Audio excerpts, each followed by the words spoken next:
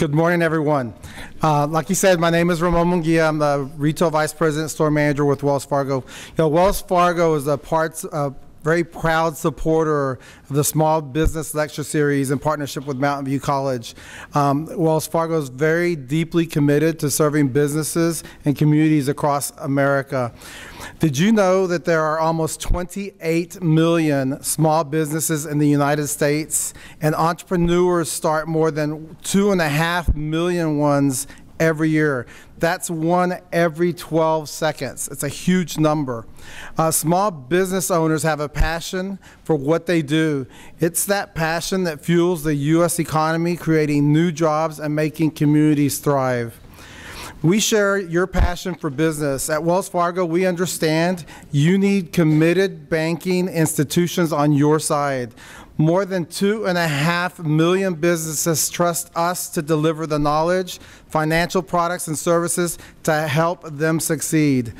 We hope you will think of us if you ever need a trusted source of knowledge, financial products, and services. We are here to provide the support and to help you succeed financially. Now we're going to go ahead and start by introducing our panelists for today. We've got some great panelists here. The first one is Tim Hauser. Tim Hauser is a technology venture pioneer that has started many successful technology projects and businesses throughout his 25 years of experience across multiple industries. His areas of expertise range from software engineering and information management to internet applications development, research programming, high-performance database technology, and online security, as well as technology startup management. He has managed large cutting-edge technology projects for Fortune 500 companies in the healthcare, Department of Defense, medical research, pharmaceutical, and telecommunications industries. His private technology venture company, Hauser Tech, has started several significant technology products and businesses that continue to thrive today. Mr. Hauser started Hauser Technology Integration, Hauser Tech, in 1997 and has created new internet-based technologies for such major companies as Quest Diagnostics, Match.com, and Lockheed Martin. Hauser Tech is also involved in the daily operations of several venture technology startup companies, as well as continually expanding its list of innovative products. So let's give Mr. Tim Hauser a great welcome.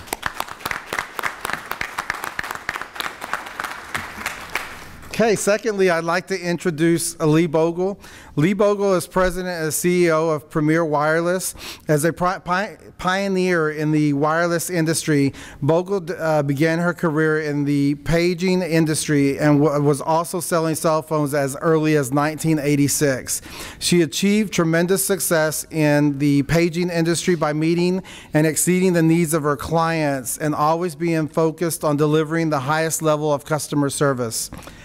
She founded Premier Paging Services in 1993, and by 1996, she expanded her services to include cell phones. By the year 2000, Premier had evolved with technology and became Premier Wireless, maintaining a single retail store in Stafford, Texas, and a strong outside sales team focused on small to medium-sized businesses, as well as local government and education entities. Premier has become Sprint's leading authorized business dealer in the state of Texas. As an expert in the wireless industry, Bogle and her team partner with their clients to understand their clients' business, the technology they have currently in place, their business challenges, their goals, their timelines, and their budgets. Leveraging Premier's strategic partnership with Sprint and other vendors, Premier offers cost-effective suggestions and solutions designed to resolve their operational challenges, increase cash flow, reduce fuel costs, and improve the overall profitability of the client's business. Bogle's strong leadership skills have produced a team of seasoned professionals, all focused on the same thing, helping their clients leverage today's wireless technology to maximize their opportunities with common sense solutions that have a strong return on investment. Premier is consistently ranked as a leader in the wireless industry. Leah has 2 daughters and resides in Houston, Texas, with her 2 Jack Russells and a Chihuahua. Welcome, Leah. Okay, and last but not least, we have Eric Spurlock. Eric is a partner in Spearhead Group Incorporated, a leading IT and telecommunications solutions provider and the 2nd largest AT&T consulting partner. He also serves as managing director of Lock Technologies, an IT consulting firm. Eric began working with Hilton Hotels, where he started in sales and operations. From there, he moved to AT&T and worked in business development for 13 years, progressively moving from account manager to director of business services.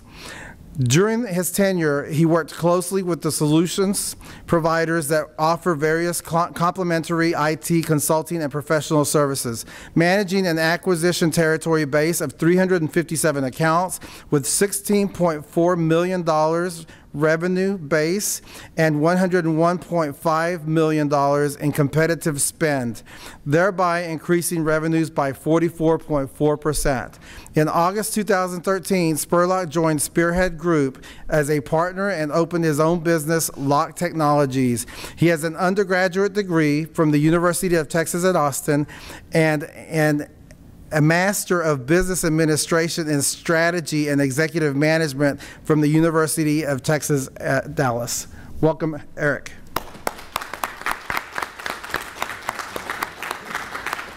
Okay, so as you guys have seen, we've got 3 great panelists for today's panel discussion. What we're going to do is we're going to start off by asking them a few questions, get their expertise, and then after that, towards the end, we'll allow you guys to ask any questions that you may have. So just to get started, we'll open this up to the group, but the first question is, what is e-commerce?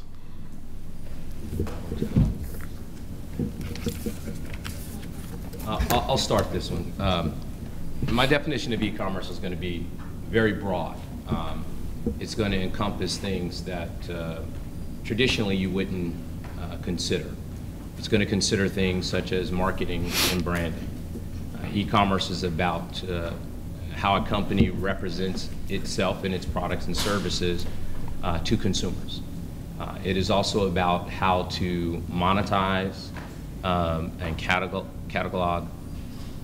those services and sell those services. It's different from just having a simple website. E-com is so much more. So it's about taking a product, enticing or piquing interest of a consumer, and taking that consumer through an entire process and checking that consumer out, then keeping that consumer and doing it all over again. To me, that is what an e-com platform is. I would agree with all of that, and I would tell you that it extends even beyond that. E-com today, if we think of traditional e-com, we think of Amazon.com where we can go shop. I mean, that is what most of us think of as e-com.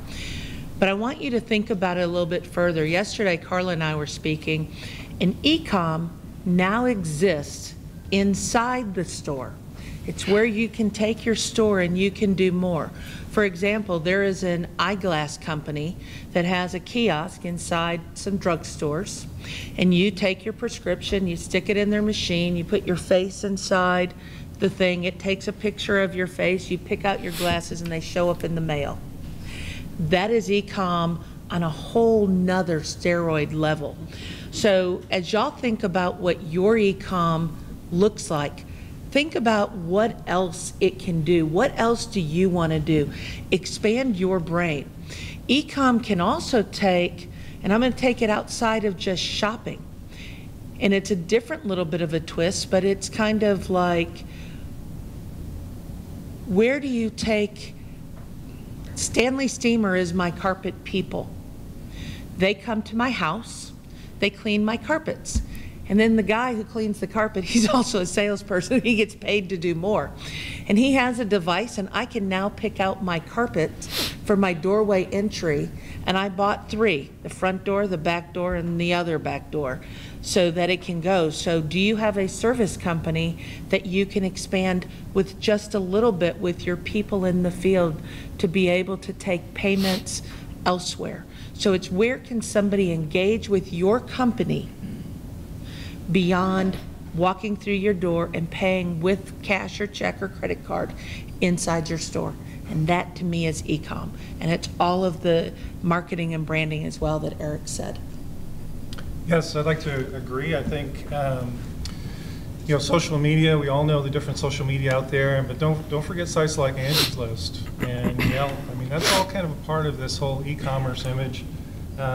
You know, what we're doing, we're trying to sell it. It's you know, you're promoting your business online with social media. It's very, very important. I think some of the new technology that's coming up, it's very exciting that I throw in with e-commerce are the new iBeacons, for example. Brand new technology that is going to be huge.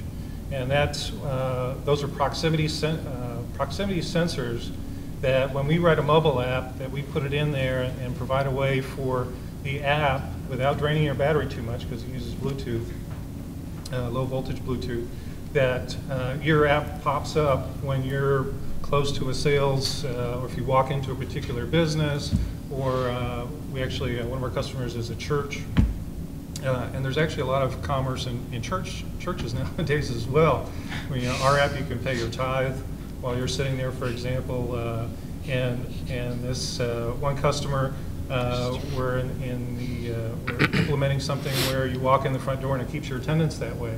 And so this is all in our future. It's like the Minority Report. If you remember that movie where you walk in and the store is aware of who you are, what you purchased in the past. You know, all that's coming. Yes, it's scary. I can't address that, but it is coming. So that's all part of e-commerce. And then two, if I may be so bold, I would like to understand a little bit more about our audience, so that when I frame my answers, I get to understand a little bit more of who y'all are. And I would say, I mean, how many of you are small business owners? Okay, and then how many have used e-commerce or are thinking about using e-commerce? Well, you're here. I mean, that's why you're here today. Right?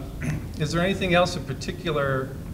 Is there a specific need or anything that someone is here today that we can kind of mold our answers to that would specifically help you? Yes? The staffing industry. The staffing industry? The staffing industry. Business to business, talking to an employer. Okay. I'm talking to employers to get job seekers jobs. Working in that way, promoting. Okay. And does anyone here have an awesome idea that they're working on, that they're going to launch a website and make $1 million or $1 billion? Excellent, excellent. Well, in education, just for us here, we just launched a new website because the department that's hosting this is all about contract training, where we contract employers to buy training from us, which is a little bit different for the college level. And then we also attract business partners like Wells Fargo, and then we also attract business partners for grant opportunities. So we are looking in building our new website that we just developed, first in the district, that has a separate website for workforce and things we do. So we're looking for other ways to get that out there and attract, because it's difficult in traditional education. Right. Well, I'm hoping that, you know, today, because a lot of times I've started many businesses, and you just don't know what you don't know. And so today, I think more than anything, at least myself, I would like to understand where you're at, so I can help you at least understand the questions to ask, and, you know, tap into our experience up here to apply to your own particular situation, so that you're not going out there without a clue as to what you need to think about, at least when you're starting your business. So I'm sorry, I didn't mean Okay, to very good. take over the platform. Not at all. That's good. That's good interaction. We love interaction. So, just question to tie into that. You know, you talked about the different types of businesses that are out there and people looking for different things. How can a business find the e-commerce software platform that's right for them? Well, I think it starts with an engagement, and we were up here talking about that particular question, and it starts with an engagement. and that engagement is finding a professional that can help you, guide you through what your vision is. So determining what your vision, your end goal of what you're trying to do with your e-com platform, and letting them use their expertise to walk you through that process. The other piece of it is doing it yourself, right? Do you have that expertise? We were talking about that earlier before the session. My experience tells me in all of the system integration engagements that I've been in is to always start with an engagement with a system integrator that has the experience specific to your industry to help you guide you through that process. There are so many different e-com platforms that sometimes it's hard to navigate which one might be the best fit for you. You start hearing all these names and you're like, well, which one is going to be the right one? And then you start seeing different costs. Engaging the right system integrator to guide you through that process. You know, I would agree that if you have the ability to get an outside professional, I think it's probably the best way. Because I've started one a couple of times, and I'll be really honest, it's not what I've done. But I can tell you why I haven't done it, and we actually are in the process of doing it now, again, for probably the third start time. Spent a lot of money not to get where I ever wanted to be. And when I was chatting with these gentlemen before we sat down, one of the things that I think is really important, even before you go and sit with that professional, is you need to draw your vision. You know, we talk about in business, you have a business plan. You have to have a business plan separate for e-commerce. You've got to know, and I equate it to the back of the cereal box. Where do you want to end up? You know, when I look at the back of that Frosted Flakes box, it's always got a maze on it for me. And I got Tony's up here and his little bowl of cereals over there that he's got to get to, right? Well, I don't start up here and figure it out. I always start at the bowl and I work my way backwards. So, identify what is it you want on there. So what is your goal and objective? So you want to get staffing people to your website to engage with you. Write it down. That's my goal. Then go crazy. And this is something that I do. It's my best thinking that I ever do. Go sit in your office, go sit in your bed, go sit on the beach, go sit wherever it is, your pen and a piece of paper, not a piece of technology, not your iPad, not your computer. Close your eyes, put your pen on your paper, and write. You will be amazed, and just ask yourself, what do I want it to do? And you will find, Eric's laughing, but he agrees. You will find that you will actually get vision that you can't get when you sit there and say, I want, can I have, can I do? You've got to come back with that. And then you decide, do I only have 10 things that I'm really putting out there? Because that's going to dictate your e-commerce platform, as opposed to, and this is why I never get there, is because I actually have probably 2,500 things I could put on there. And then I've got all these verticals, and so it gets so big that I never get from point A to point B. So I finally came up and said, okay, here's my big. This is what I'm going to tackle this 6 months. Then I'm going to feed this piece in, and then I'm going to feed this piece in, and I kind of hear that there, because you can't accomplish going around the world in a day. Draw it, know what you want as a whole, and then come back and determine where your best platform is. And what, I would tell you to engage with Mountain View with their incubator. They've got resources here that can probably help you.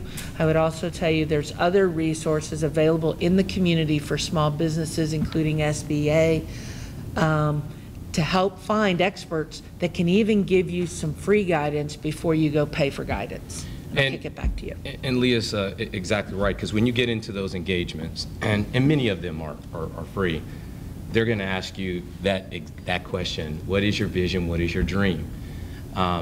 And I've been in those engagements when you don't know, and it's very difficult. But when you do know, and you have an idea of what you are looking for, and you say, hey, this is the big picture, but just as Leah mentioned, here's the pieces that I know that I can tackle. It makes the engagement process from a small business owner perspective, you can put your arms around it. You can see, the light at the end of the tunnel. You can see, as you go down that process, you can see progress.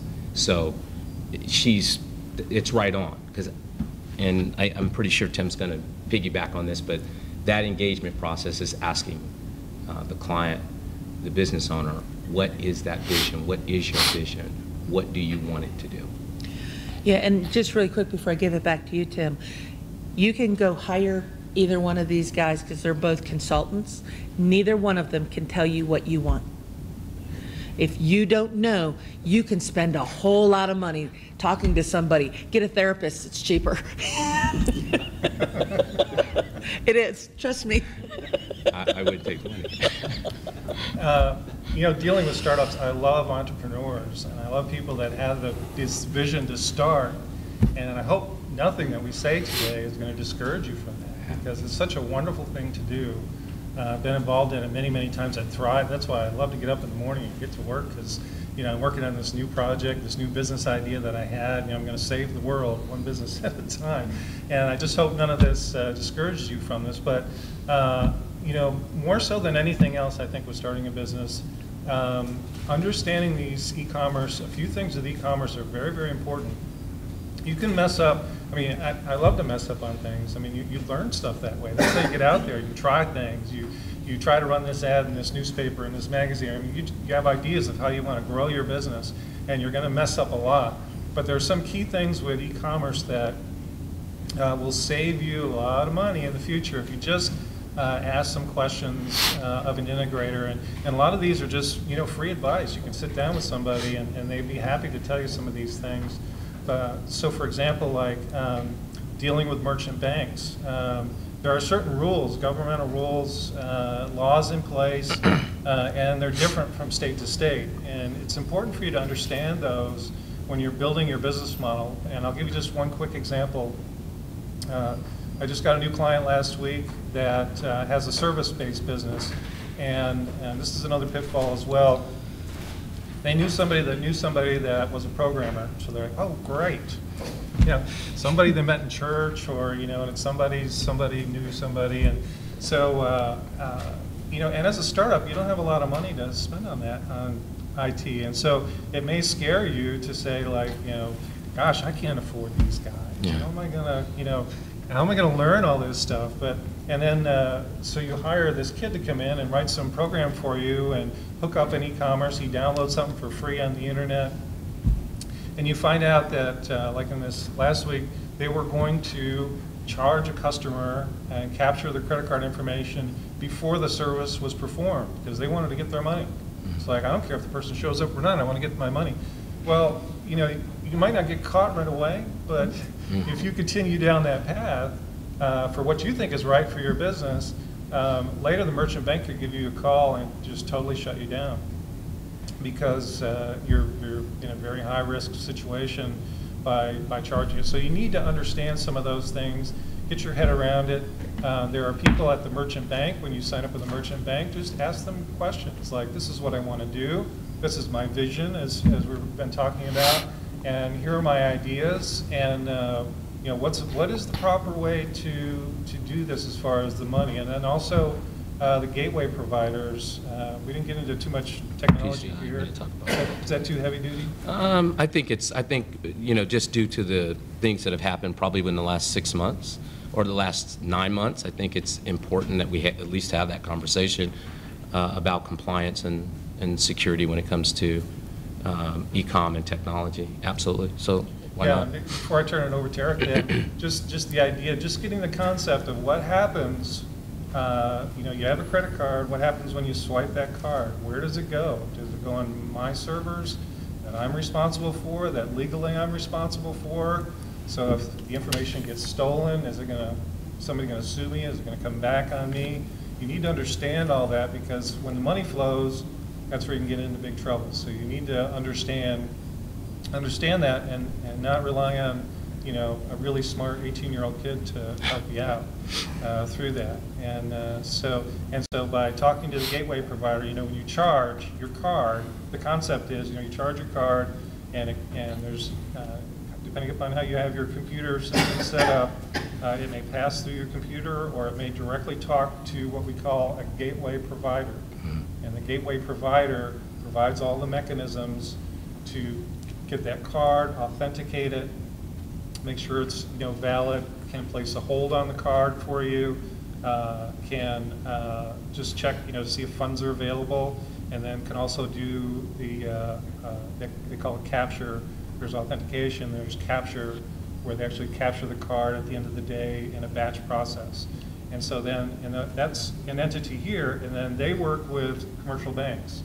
So you need to talk to each one of these people, commercial banks and these gateway providers, to understand, and just ask questions. Call them up, tell them what you want to do, and don't pretend that you know anything. Just say, you know, what would you do if you were in my shoes? And they'd love to help you out. What are some examples of gateway providers, like PayPal? I think it's authentication.net. Merchant's Choice, yeah. That, I'm a reseller for Authorized.net, so I can tell you. Authorized.net. I couldn't think of that one. That one's a very popular one. Payscape is another one. Yeah, there's a bunch of them. And so when you sign that form to accept credit cards, if it's Chase payment or whatever, and they'll tell you about Wells Fargo payment. Let me just say, Wells Fargo Come has on, a Eric. great gateway. They manage that process for us. So, nice catch. You're turning red. Yeah, you can tell, huh? So just by show of hands, in the last 3 years, has anyone experienced debit or credit card theft? Okay. Wow. Okay. So it's real, right? And the reality of the situation, every time you swipe that, you know, we've seen the big ones that were out there, Target and TJ Maxx and others. I'll just leave it at that. That's in the public. The reality of the situation when we're talking about an e-com platform, anytime you're accepting a credit card, just a small business giving it to a third party does not legally say, oh, you can't just throw your hands up, okay? You still have to make sure that you're not just secure, but you're compliant, right? So there's a difference between security and being compliant, okay? And I know this is going to sound crazy, but when it comes to the compliance issue, it's called PCI compliant, and it just depends on how what your endpoints are on how you engage. So the question that or the statement that Leah made is, you know, where you engage your consumers at that moment that you engage them, and if that's a monetized transaction and you have a swipe, then you have a compliance concern, and that compliance concern is capturing of, you know, the credit card information, and how is that transmitted? Is it encrypted? And then you have to have an audit. So the penalties are pretty tough, depending on your volume, and so it's important that you are aware of that. And I will even tell you that there is insurance that you can even purchase for that process, specifically for that. Riders, you know. Yeah, and I would tell you, and as a business who, we do very little online today, but we'll be doing more online. But the cyber insurance, and that's what it's called cyber insurance, is very inexpensive. But you notice I'm the only blonde up here between these two guys. So they've given you what I would classify as the high-tech ways of doing it, where you're using a payment processor. I would tell you that if you're just starting out and if you're looking at a small e-commerce, there are other easy platforms. They're called Amazon. Amazon lets you put your own store on Amazon. You could build your own e-commerce site on your own website, and you can use PayPal so that it kind of makes it a little bit easier to do, and you don't have quite as many concerns. You still have to make sure that you're charging and collecting in a compliant manner. I mean, you've got to make sure that you're not taking money for something you shouldn't take money for inappropriately, and taking money and not delivering services. But you can lighten some of your load, and it might be a good option to get you started. That might be a phase 1 approach. Just for everybody in here, would that work for products and services? Say if they have a large client that may want to pay by credit card, if they have the Black American Express or whatever, and they want to pay them, you know, $50,000. So would that work for a service as well as selling a product? I believe so, because on eBay you can sell a car for, I've seen boats out there for $75,000. I don't know who would buy a boat for $75,000 on eBay, but I've seen it. Wondering if it was, you know, smaller. So let me ask a question. I mean, you guys talked about the do-it-yourselfer basically versus the expert. When you're a do-it-yourselfer and you're starting out at the beginning, do you guys have any tips of avoiding some of those pitfalls that may cost you more money in the long run if you don't do it correctly?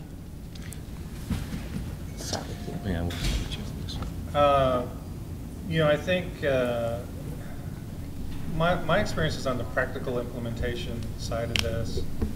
So I've dealt with problems that have cropped up, and so I can present a few things that you might not have thought about. So some of the pitfalls have to do with, for example, shipping.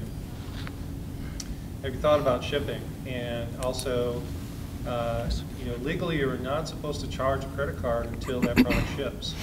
So what happens if you purchase 3 things, one of them's not in stock? What are you going to do? Does your e-commerce platform handle that? I mean, with a simple platform through Amazon, I'm not that familiar with it, but you know, they may not be able to handle that.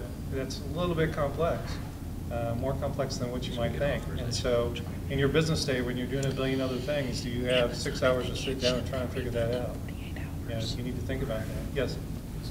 Is the Dell business model set up so that they actually receive payment before they ship? Or do they hold your Sorry, say it one more time. Isn't the Dell business model set up so that they actually receive full payment for the computer that you just ordered online before they actually ship it? So that they already have the cash flow to cover the cost of the business. They carry no inventory. It's all straight from their suppliers. So they're doing that right now. I'm not sure. I'm sure they're doing it in a compliant manner, and it may be that they try and ship it out before the card settles with the merchant bank. Maybe that's how they're getting around it. So I can't specifically, but that is something, as a business owner, you need to understand that and understand the laws that affect you for that, just so you know. Another thing is gift cards. Everybody wants gift cards. They're popular, and one of the things that can really pull you down is I'm going to give a gift card for $100. Okay, so somebody comes in, but they only want to charge, they only want to use $25 of that $100 gift card. So wow, how am I going to attract that with thousands of customers that only want to use a partial gift card? You're not going to get that kind of, I could be wrong, there might be a simple setup for that, but that is a little bit more complex. And then also with gift cards, double taxation. So when somebody buys a gift card for somebody else, do they pay tax on it? Yes, and then, but then when they, someone uses that card in the future, do they get, does that money get double taxed? Again, when the credit card is used. I mean, some of those things you need to think through. Credit card, gift cards can be a little bit complex, so you need to think through those things. Capturing payment, I think I mentioned earlier, capturing payment, you have to be very careful that you don't hold a card for more than 2 or 3 days for a service or a product. Otherwise, the merchant bank considers you high risk, and when you, at least I know with some merchant banks, then when you finally do process that card, maybe a month later, they may or may not do that. They may reject it. If they accept it, there may be an additional, fine print. There may be a very large charge for that because it's a high-risk transaction, and they're pulled for that. So you need to think about that, I think. Something else is rebilling. If you have a business model where you rebill every month, so all you're thinking about, maybe in your mind is I'm gonna bill, and then, but if you're gonna bill every month, how are you gonna do that? If you have a service or something through PayPal, and one of the things about PayPal too is that can be expensive. There are cheaper ways to do things. So, it's like anything in this world. Simple, if it's simple to set up, simple to run, you're probably going to be paying a premium for simple. There are cheaper ways to do things, but that's when you have to get integrators involved in doing that. So, but the rebilling is important because you do not want to keep a credit card on any of your servers. I would not do that. I don't even know if that's PCI compliant anymore. It is not. Yeah. It's not. So, and a programmer will find some old e-commerce software out there for you that may store credit cards on your server. So you need to be real careful to make sure, because otherwise, how are you going to rebill every month, right? How are you going to do that? Well, you need to talk to, that's something you need to talk to the gateway providers, because they've thought that out now, and there are ways to do that. So that could be a pitfall on the rebilling. So just make sure you completely understand that. And it does take some thought, it does take some software to get all that to happen and minimize your risk.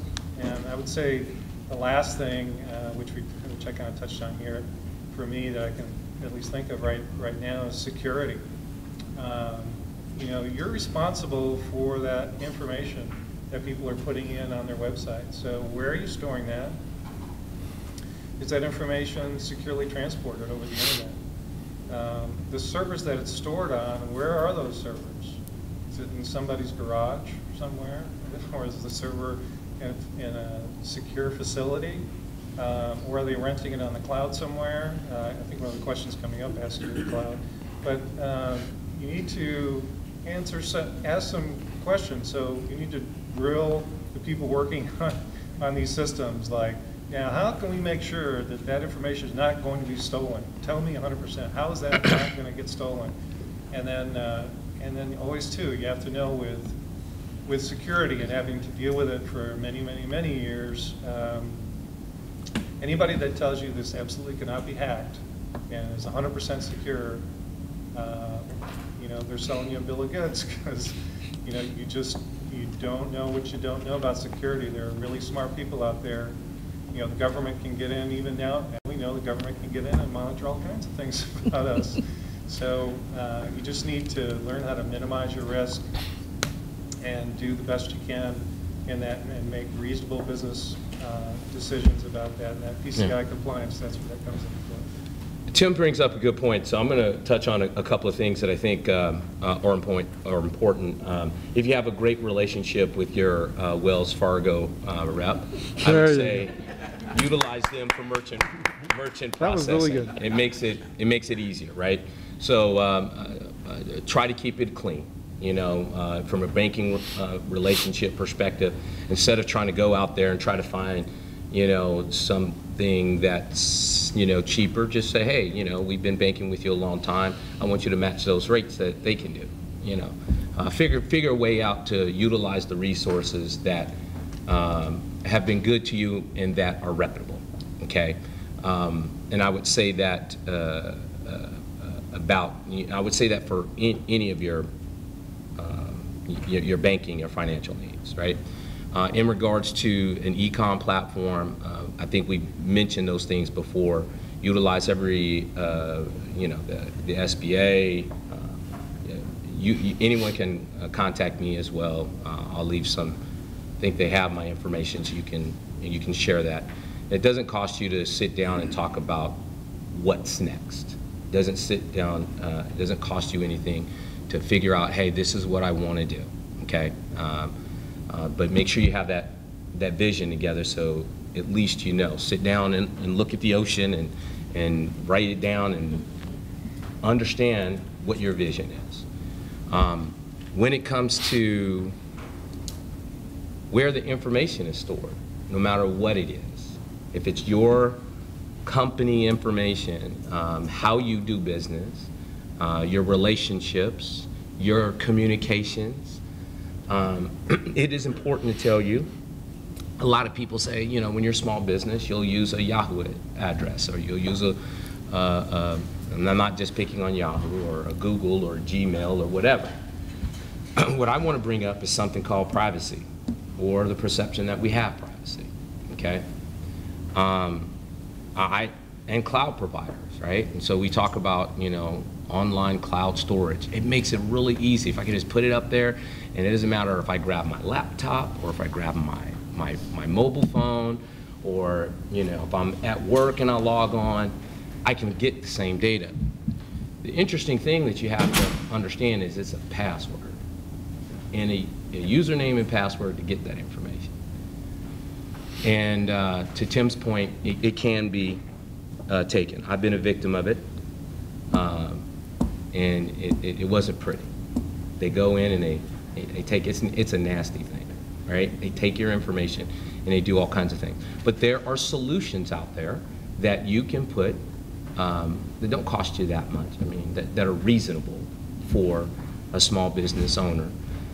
So when I use them, I actually encrypt all of my documents before I actually put them on the actual cloud services, right? So when someone logs on, they'll try to open a file and it just looks like gibberish. They don't see it. So those are just that's a practical thing that you can do to help you with, some of the data. And you can do that with a bunch of stuff when it comes to stuff like that. So I don't want to scare anybody about any of those types of things. I think the message is just to be prudent about some of the decisions that you're making and to use REPL. Question? Are there different recommendations based upon transactions per month or size of transaction? When it comes to merchant processing, yes, there's going to be different recommendations, but any merchant processor, Your Wells Fargo merchant processor. right, will be able to size your rates accordingly to that, to your frequency and the amount, and the volume that you have. You want to speak? Sure. Let's start out by just saying that one of the things that a lot of businesses need, especially small business, is you need quick turnaround on your money. There's only a couple of banks, Wells Fargo being one of them, that actually offers next day funding. So you can actually do transactions up until 11 o'clock at night, and when you wake up in the morning, the money is already in your account. That's extremely important because a lot of small businesses need those funds to be able to continue to thrive the following day or even the day after that. In regards to your question with the size of transactions or deposits or whatever it may be,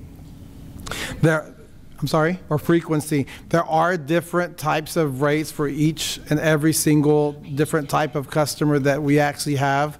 I will tell you just from experience with Wells Fargo that we are the most competitive bank when it comes to the rates, and we acquire a lot of new businesses each and every single day because not only are our rates great, but our security services are outstanding.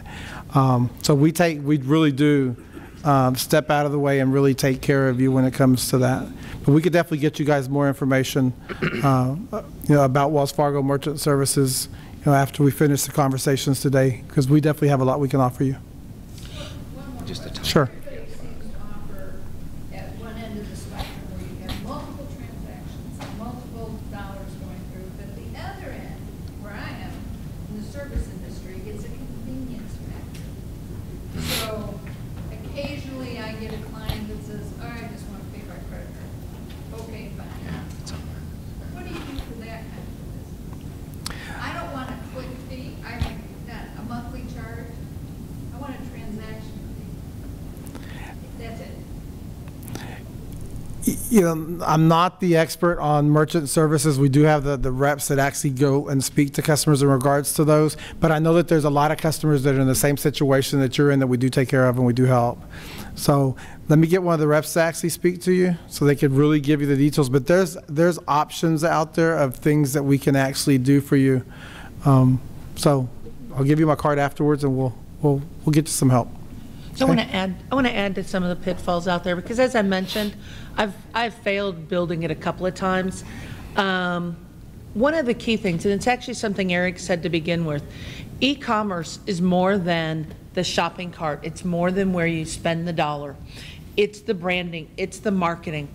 And a pitfall that you can avoid is, how are you going to integrate? We've talked about all the systems and the technology and the security integration, but okay, great, build it. They won't come. If you build it, they won't come unless they're invited. Okay? So the biggest pitfall is not figuring out how you're going to market this great new presence. If I build a store and I put no signs on it, they won't come. If I put a website up and I don't market it, they won't come. So you've got to tie in your Yelp, your Google pages. You've got to make sure, here's a term I want everybody to remember, SEO. Search engine optimization. Spend the money. Follow SEO with spend the money. You are probably not the expert. That's a good one. Okay? Find your expert. Talk to more than one person, and don't take Joe's garage, because he's not the expert either. Search engine optimization is something that's changing every day. Google is the #1. Bing is nice. Yahoo's nice. Something else is nice, I'm sure. I just don't know what it is. Google changes it all the time. It used to be you could flood it and say Aquafina, Aquafina, Aquafina, and that would make you come up to the top of the page. But it's useless chatter now, and Google has gotten smarter, and they want to see this search engine optimization throughout your page and intelligent conversation. So for example, we're hiring for an outside sales rep right now. And in our ad that we have posted on LinkedIn, we have wireless account rep. We're hiring for a wireless account manager. We're looking for a wireless account executive. We've keyed in these words to where it makes sense in the sentence. That's a form of search engine optimization. You need to do that, and it's really key on your home page, and then it's key in other pages. And then there's these things called meta tags, and you want to make sure they're in there as well. Spend your money there. You can find free merchant, because his people get paid to give you good advice. Don't get, if you're new at this and you don't have a lot of experience, don't get Joe's Cheap Card Processing and save 10 cents. Spend 10 cents more, get Wells Fargo or whoever you choose, and do that. They'll give you all the advice on how to make sure you're compliant, because that's their job. They represent Visa and MasterCard and Amex and Discover separately, but it's their job to make sure that they only sign up people who are compliant. You want to make sure you market there. You want to take your website, your e-commerce, everything you're doing, and you're a service business. You still want to be on Facebook. A lot of people don't think their businesses need Facebook. Yes, they do, because every business buyer is a consumer first. I had this argument. I went through a business program last year, and one of my newest and dearest best friends owns a company called Charlie's Plumbing, and she deals with Shell and Exxon down in Houston. And she's like, what do I need in e-commerce? I don't need Facebook. Quite blank how she said it. She's hilarious. I'm like, yada, yada, blah, blah, blah. She said, fine. Would like you to know she just got a $500,000 contract because one of the guys knew somebody on her cook-off team who posted a picture on Facebook. You don't know where it comes from. We're a social world. Business isn't business anymore. I'm in the wireless industry. Apple single-handedly knocked out BlackBerry as being the business communication device. BlackBerry said when Apple came on the scene, 12 months, less than 12. I don't care about that little Apple. That's a consumer toy. In less than 1 year. Yeah. Knocked him out from being the king to who is BlackBerry. I'd like to see a show of hand. How many people have a BlackBerry in here? There's not one for those of y'all in the front room. I can tell you 3 years ago, 70 to 80% of you, if you had a smartphone, had it. I have customers come into my store and they say, I want to go to a smart, I've had a couple of people that have come in my store in the last year and they go, I need a smartphone. They have a BlackBerry. It was the first smartphone. Wow. Don't discount it. Your social media, your Twitter account, your Facebook account, your website, your Google Places, all of that needs to be tied in together. I saw this morning, and I don't know if it was a Good Morning or Today because I was flipping channels, and they made a statement, and I thought this was really huge, and I thought it was kind of poignant for being here today. Twitter, and I've never had a use for Twitter, just so you know, I'm not a tweet, I don't tweet. I do have a Twitter account, but I don't really tweet very often. 10%, this was a really huge number, 10% of businesses today are solving their customer service challenges through Twitter and 20-something% through Facebook. But then comes the other pitfall. If you don't do it, you will kill your brand. If you're online, who's watching the pot? What happens when somebody comes in and they knock on your door through a tweet and they tweet you and say, your service, I have a challenge. I need a staffer. I need somebody who's answering the tweet. Not only do you have to put it out there, you've got to have that catcher. The pitcher threw it, but now who's going to catch it? If you don't have that, you will lose. Because the market, our world, and I'd like y'all to know I'm 52, it's not what I was born in. The world of consumers today is instant gratification. I see a lot of people out here that are over 25 and 30 that may not be the world that you grew up in, but it's how business gets done today. You've got to make sure you do that. Make sure that you have the Google Analytics set up on the back end of your website, because Google Analytics tells you who came, where they came from, how long they stayed, what did they click to, where did they go? Because that information will give you the information of how do I improve my website, how do I improve that experience. Don't make, here's a don't, I like to try to keep most things positive, but I will tell you this one because I've seen my Google Analytics on this before. Don't make your page where I got to click and click and click and click and click. 3 clicks. I'm bored. Remember, we're instant gratification. I'm bored. 3 clicks. This is something that our company does.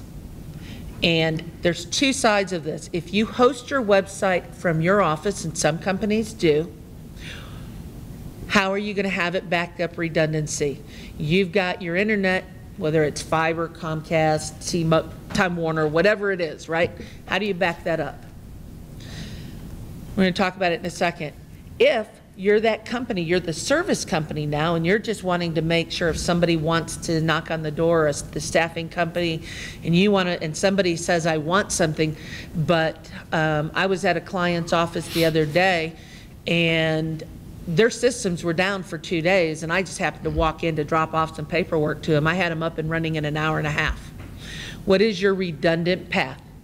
This is my world. This is my one commercial for all of this. There is something called wireless backup. You can back up your Ethernet, your fiber, your whatever it is. It's a router, it's a couple $100, and it's $50 a month. Because if your internet goes down and you lose connectivity, and it's not if, it's when. Houston, it happens more often. We have hurricanes. Up here, y'all get tornadoes. Y'all don't even know they're coming. We at least get to run. It will happen.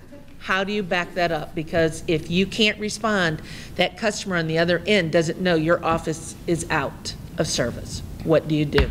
Make sure you're backed up, so that fulfillment piece, so that you can ship it out. You can receive that order, you can process it, you can take care of that service, whatever you need to do. Business goes on. You maintain business continuity, and that's it. Let me ask you, talked about Facebook and cell phones, but how important are the cell phones towards the marketing in regards to all these social websites? And the reason I ask is there's a lot of people who are not used to being on Facebook or Instagram or any of those things. Should we assume that we need to be on Facebook and Instagram nonstop in order to get your business going, or how often should we update?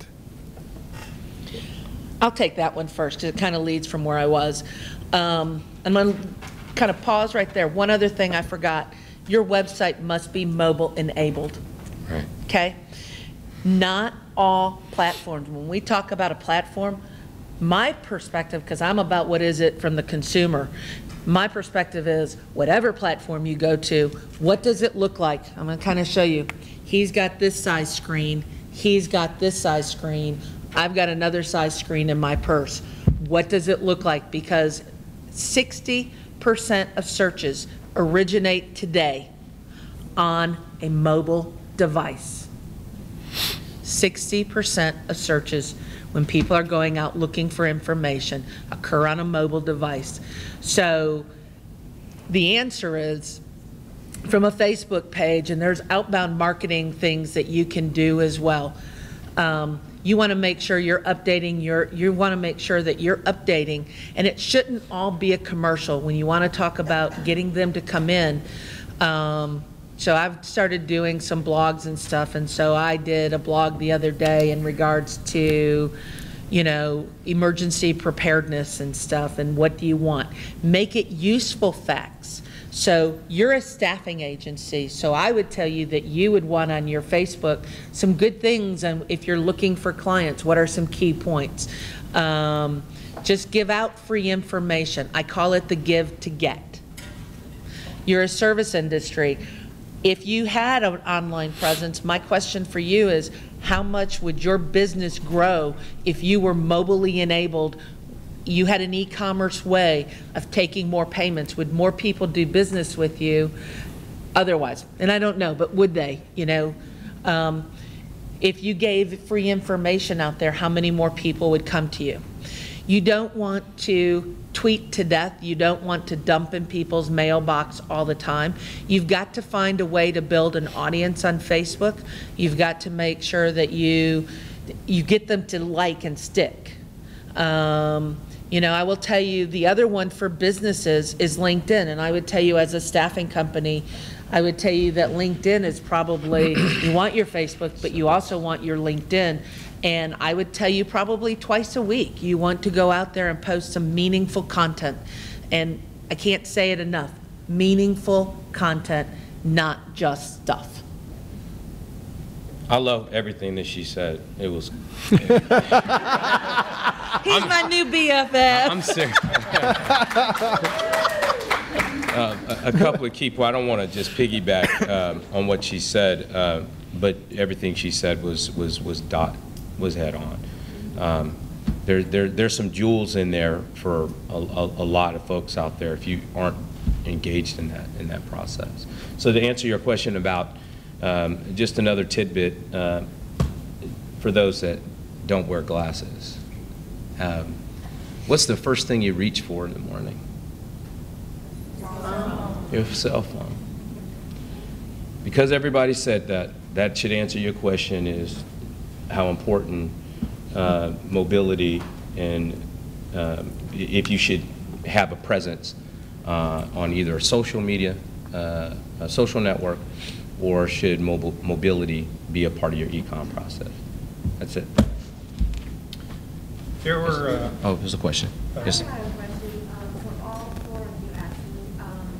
In the order of what you perceive to be most important, or not maybe most important, but the most used, different like Facebook and LinkedIn and all the different ones that you can go to. What's your business? It'll be different for every company. I think you should add that it's also dependent upon your target audience. Yeah, it's also by age and it's the demographic that you fit. So, what industry are you in? What would be sustainability? Okay. it would be what? Sustainability. When you say sustainability, I'm what- blonde, translate.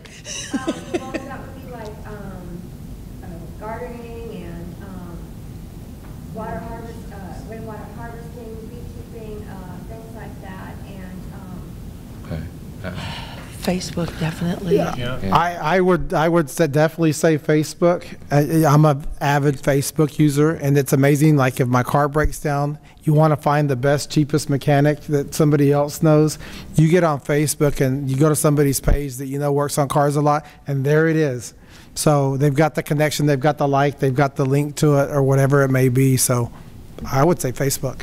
I'd say Facebook, Pinterest, and Instagram for you, because that's very Pinterest, earthy yeah. and feel-goody and, Pinterest, yeah. yeah. There was, I wanted to touch on an answer for one person they had about just a simple payment page.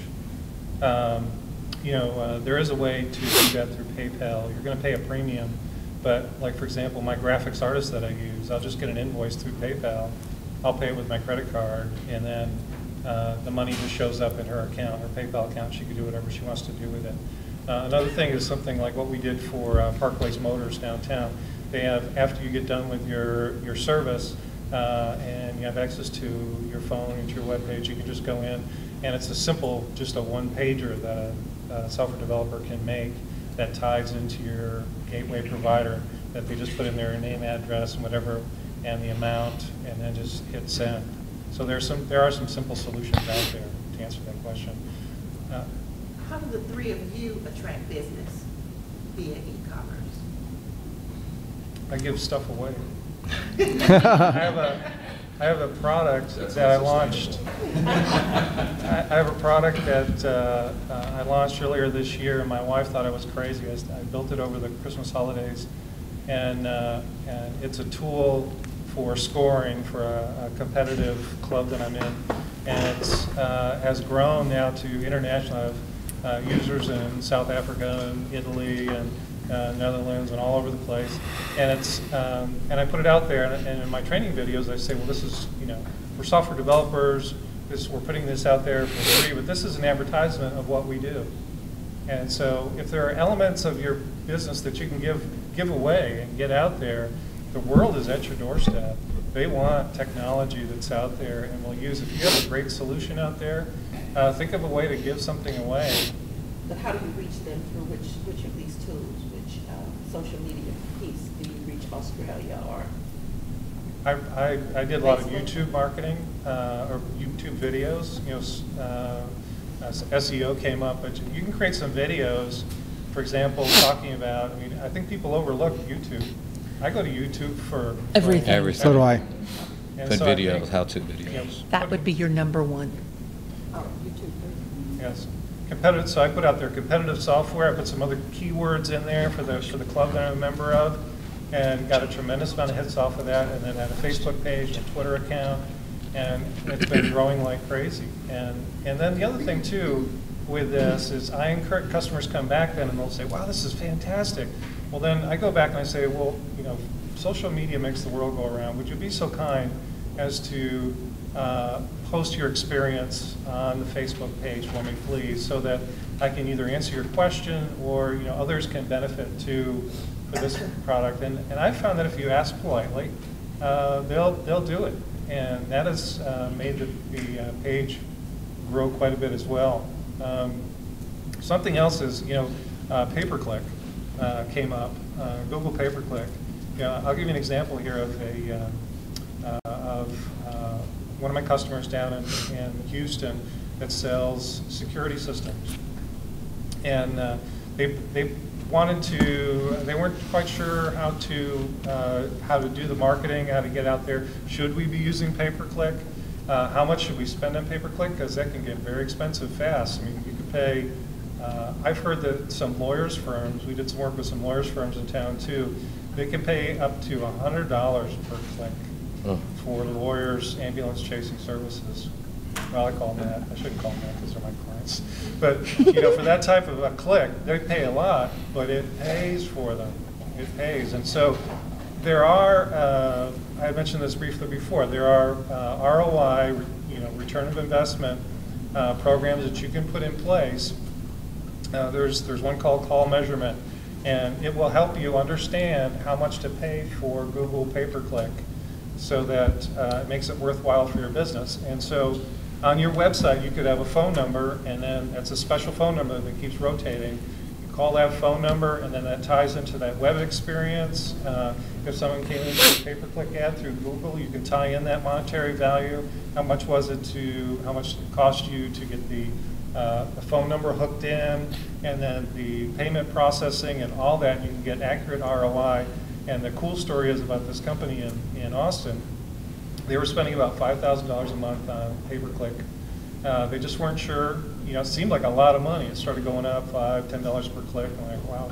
Well, what happened was after 2 years, they were spending $1 million a month on pay-per-click through Google, and it paid for them. They are growing fast. And so it made sense for them to do that. So don't overlook pay-per-click, and that's something for you to, customers will come in. And along with that, the remarketing is kind of cool too. I don't know if you've seen that with Google remarketing. So like, you go to a site and I'm looking for tires for my car. All of a sudden, any place else I go on the internet, I see the ad for the sites I went to. That's called remarketing.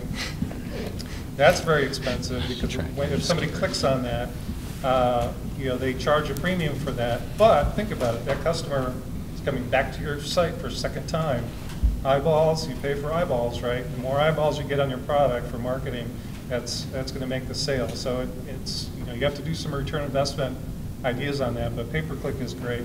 Another thing is through Facebook, and we mentioned social media. There was a small jewelry company in town that we did an e-commerce site for, and we built a Facebook program that incentivized people that signed up and referred their friends, incentivized them that they would get points. And then if you invited a friend and the friend accepted that, it would come in, it would go through your friends list, and it's a little bit complicated on the back end, figures out who referred who.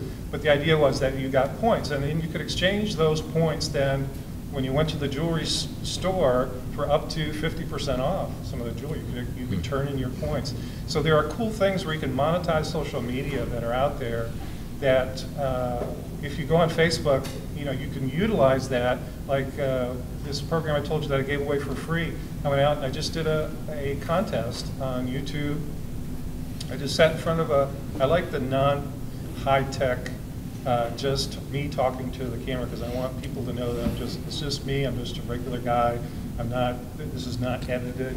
It's like I just started this software, and I'm giving it away for free. But to incentivize people, if you tell somebody else, if you win this contest, sign up here. And if you tell somebody else, and they said that, you told them, I'll also include them in a prize. I'll give you a $50 gift certificate. The initial guy. So just come up with some kind of scheme to just give away something for people for sharing on social media. That's another big thing that is inexpensive. I mean, it might sound like $100 is a lot to give away, but not really, because the eyeballs that see that, marketing costs money, and that actually ended up being a really cheap way to get a lot of users to sign up on my Facebook page and share the likes. And you've seen that on YouTube too. It's like, please click the like button. If I'm going to run a contest this week, I'm going to give away this this toaster, whatever. We're going to give away this toaster at the end of the month. We're going to have a contest, but you got to click the like button, and then you got to share us on Facebook. I mean, how many people have seen that? Yeah. And it works. It really does work. People are always trying to do that. So you can get real creative with social media. That's another part of that. He had a question. She was talking about the garden and sustainability. A lot of rappers, like 50 Cent has a garden in Queens. And like the person who gave him something, he has like 50,000 followers. He does this stuff once you go to him, or like a local rap group that has over 1,200 followers. If you go to them, they'll hold your sign up. Or if you just give them water in the neighborhood, they'll put that stuff up for you, and they'll draw, or that PTA group will make sure you get like 500 to 700 hits. Because some of that stuff is just sitting out there, and it can be fun. Like all the old phones that you have at your house, they're on Wi-Fi. You can have a Wi-Fi day at McDonald's, and you have all your tweets from the week, and you just sit and you do Twitter, you do your it can be fun, and it's not intimidating. You know, that's the whole thing about this. It seems intimidating. It's really not, because there's a 12-year-old who does this all day long. And that's what people, some of this stuff is all day. That's why you see the kids at McDonald's. Not because they're hungry, but because Wi-Fi is free. It's because they're getting Beanie Babies right now. And that's what people aren't saying. Some of this stuff is so transparent. That's why you see the kids really standing in front of this school, because the Wi-Fi is free. This stuff can be actually fun. And people don't say that. If you gave dirt to 50 Cent, you know how many rappers and people that don't think you listen to rap will come talk to you just because of dirt with 50 Cent. Or Tyler Perry has a disease, and if you talk about his disease, he'll have somebody hold up a sign for you. Or even if you go and you feed people, people are really self-centered these days. They like your food, they'll hold your sign up. And see, that's the best thing about it. And it'll be people that you don't think. They're gang members who won't eat. We go out there and we help their kids. They're our security. And they say, hey, nobody else is gonna come. There are people out here who really need your help, and this stuff is so transparent that there are 12-year-olds who sit and do this. That's why people feel like there's no excuse why you shouldn't have a Twitter. There's no excuse why you shouldn't have an Instagram, because they have a high school student who posts 78 a week, and he'll post yours too. That's a good point. That's the motivation there. Very good, very good. Thank you. Coming back to answer, I want to answer you a couple of things really fast. So we talk about social media a lot. There is a difference with social media. People have to come and find us. One of the things, you know, I always like to say, do I want you to have control of my paycheck, or do I want control of my paycheck? I hope y'all know it's all about me. Email. Email is still the strongest form of social media-ish communication out there. With email, you want to get your contact list, get your prospect list. You don't want to dump on them every 24 hours. You want to make sure you have an unsubscribe. You must allow them to unsubscribe from your emails, okay? Get with somebody to understand the rules around it, but they're not that complicated. Use something like Constant Contact or MailChimp. They're pretty inexpensive, and create a nice looking, it'll look like Macy's email. You can be just as big as them inside the mail. You can then go out with whatever you want to say, and that will then take them to your website. You can take and repurpose. Every time we talk about this, I agree with him. This is a lot of fun. I actually have fun when I do my blogs and do some of my different writing and stuff. So you write a blog, right? You post that on your website. Now you can repurpose it. LinkedIn group. So if I'm thinking about her, you know, her with her sustainability, you with your staffing and stuff, you go out there and you do a blog on your website with that. You can then take a piece of that, put it into your email. You can turn around and take a piece of that and repurpose it and make 2 or 3 links under LinkedIn. You can post it again on your Facebook. It's not about coming over and over and over with something new. I want you to realize we are about to come into a new election season. Our TVs are going to be filled. They're going to repurpose their content. You will hear it 100 million times. We don't have to create it new over and over again. Your message, just like any other advertising, has to be seen multiple times. Repeat it multiple times. YouTube doesn't have to be fancy. We don't have to hire him, the professional videographer back there. Every one of you is now a videographer. These things take amazing videos. Do a video about sustainability, do a video maybe showing the tests that you do so that people have confidence that you're going to give them good candidates. Whatever it is that you want to video it, become an expert on YouTube, and put that into everything else that you do. I agree with you on YouTube. I forgot it, but I learned how to pollinate my plants because the bees were not in my backyard and I got tomatoes. Thank you very much, YouTube. Any final my comments? last one was the phone link. You talked about the phone. On your website, make it easy for them to contact you.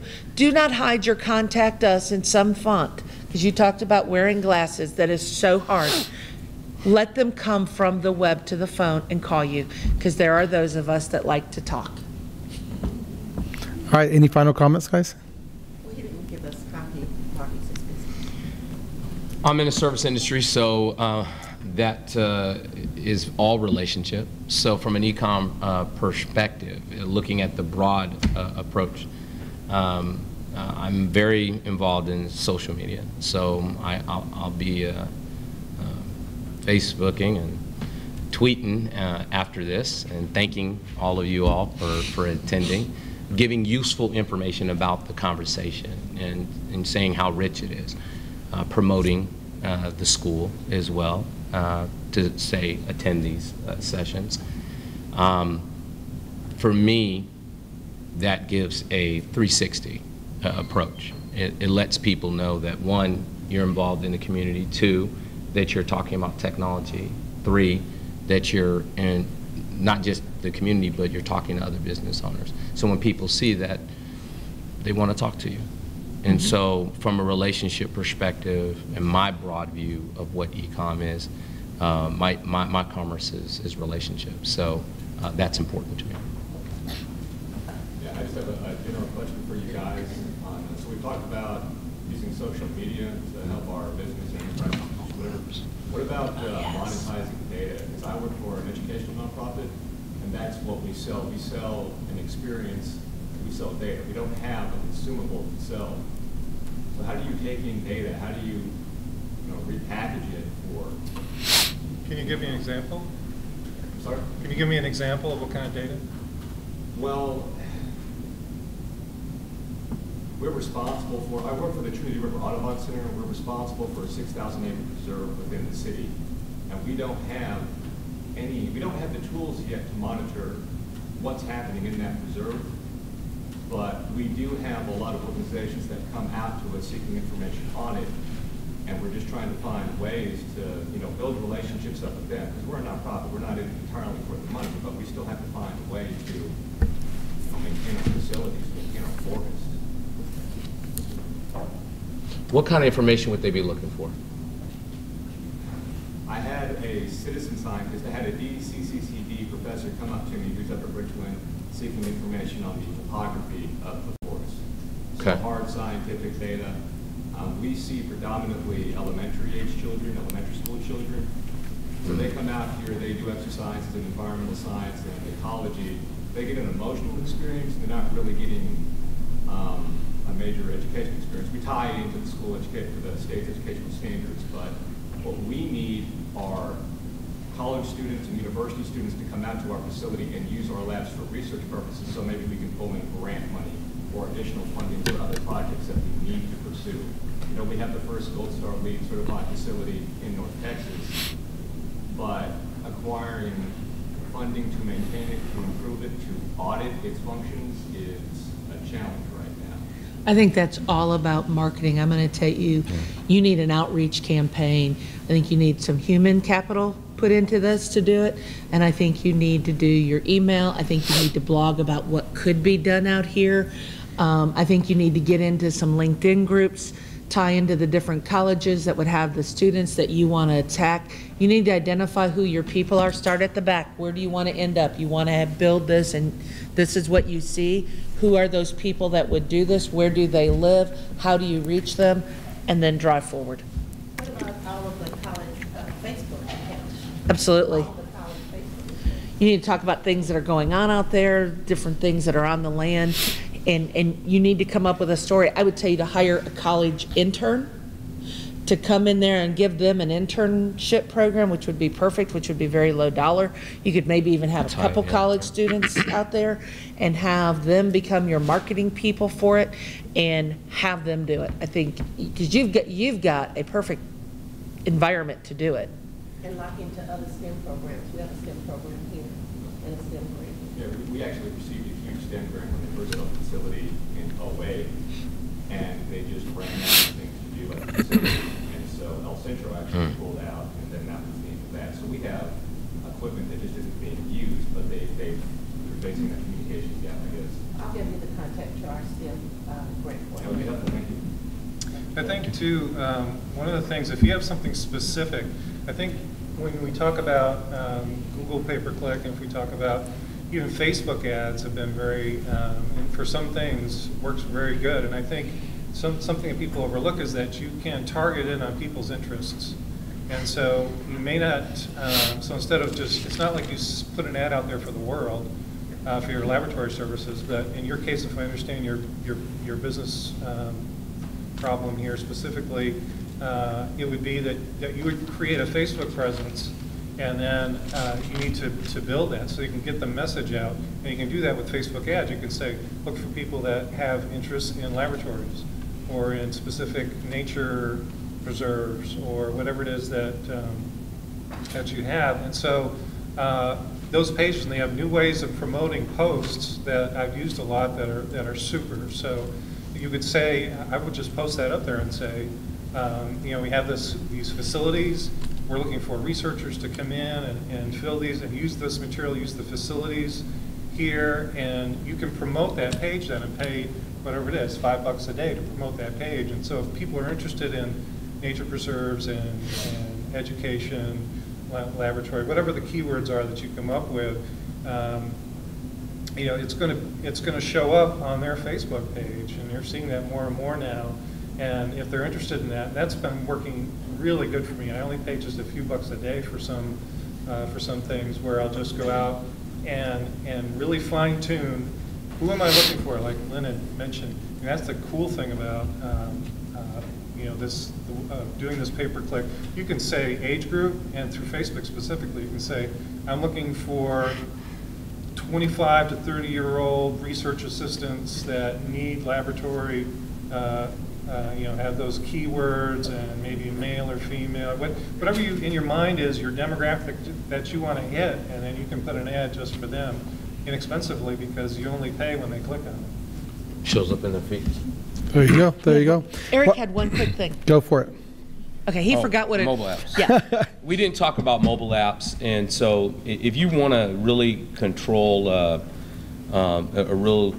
engagement, creating a mobile app around your particular product or your industry, that is something that you can really get really sticky with your customer, right?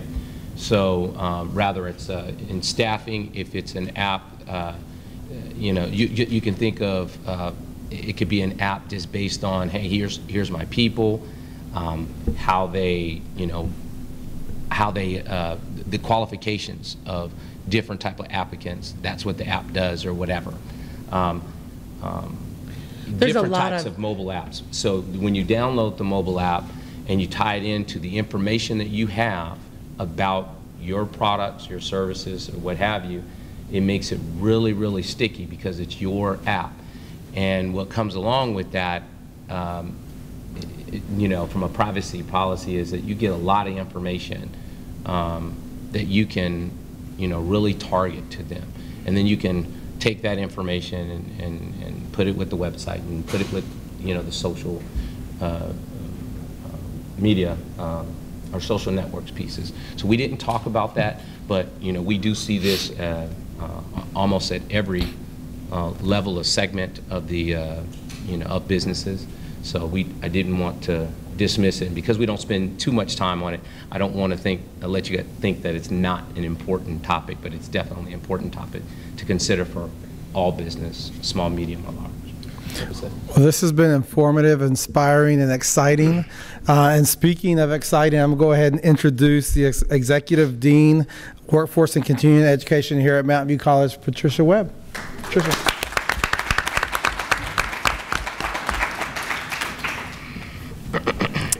Engagement, SBA, end goal, give to get, business idea, business model, vision, relationships, gateway provider, privacy, encrypt, SEO, search engine optimization, wireless backup, meaningful content. There have been a lot of words we heard this morning that make up a story. But I want to tell you that there's a difference in storytelling and having a story to tell. And it's even better when you have the experience, education, and skills to enhance that story. And that's what we got from our panelists this morning. I was just sitting there and jotted all this down because all of these words that I mentioned, the keywords that I mentioned, make up a story for each one of us who are here to get different ideas about e-commerce for our business or even just our lives.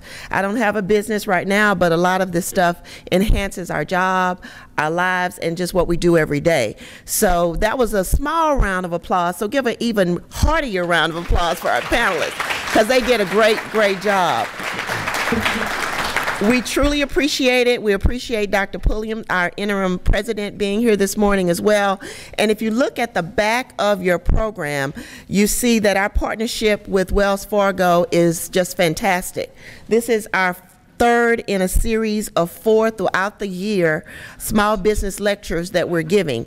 And we have one more, OSHA for Small Business, which is important. We do a lot of training here, even through grants or contracts for businesses on OSHA, because OSHA is something that the businesses have to do within their businesses. So join us on Tuesday, September 30th at 10 a.m., same time, same place, same location for that. And I appreciate you all coming because the room really did fill up. And we had a lot of good, interesting questions. So right now, we have some gifts for our panelists, just to thank you, just a token of appreciation for coming. But while we're doing that, I would like all of the staff of the economic workforce team and continuing education team to stand. They're in the room. They greeted you outside, but we work as a team over here. No matter what we're doing, whether it's a grant, account management, or whatever, we all pull together. So you met a lot of them outside. Give them a hand.